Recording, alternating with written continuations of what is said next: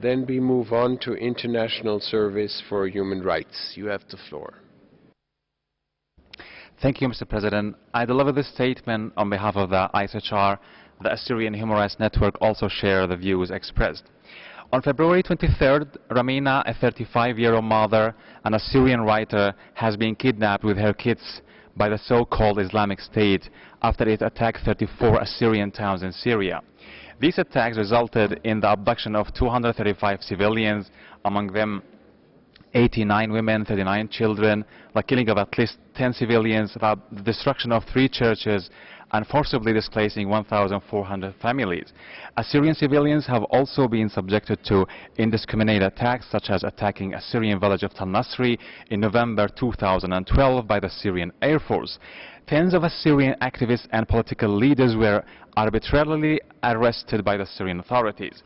These egregious attacks, arguably amounting to crimes against humanity, reveal both the brutality of IS but also the lack of will of Syrian and Iraqi officials to protect their citizens.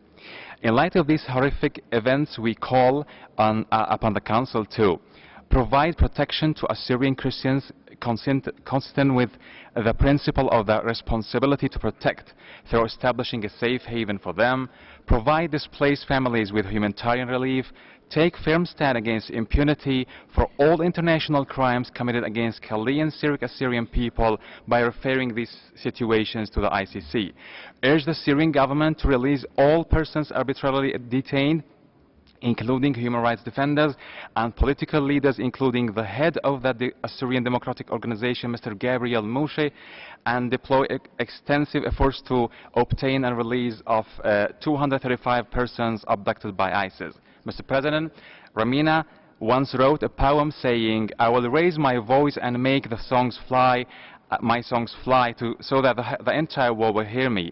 This council must not allow the brutality of ISIS or the inaction of states to silence her voice. Thank you.